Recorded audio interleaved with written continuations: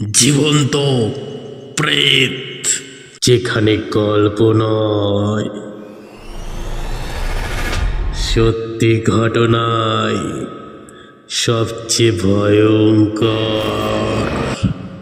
14 নম্বর এপিসোডে আপনাদেরকে শোনাতে চলেছি আমার উপর করা কালো জাদুর এক ভয়ঙ্কর ঘটনা, এবং সেই কালো জাদুর ফলে আমি দীর্ঘদিন ভুগি। তো চলুন বেশি সময় নষ্ট না করে সরাসরি চলে যাই আমার সঙ্গে ঘটে যাওয়া সেই ভয়ঙ্কর ঘটনায়। আমি তখন সদ্যজাত শিশু। আমাদের পরিবার তখন নতুন একটি ভাড়া বাড়িতে উঠেছে। মা নতুন একটা শাড়ি কিনেছিল। শাড়িটা একদিন পরে তারপর দিন ধুয়ে রোদে মেলে দেয়। তারপর যা ঘটে, এরপর শাড়িটা শুকিয়ে গেলে মা শাড়িটাকে তুলতে এসে দেখে তার নতুন শাড়ির আঁচলের একটা অংশ কাটা।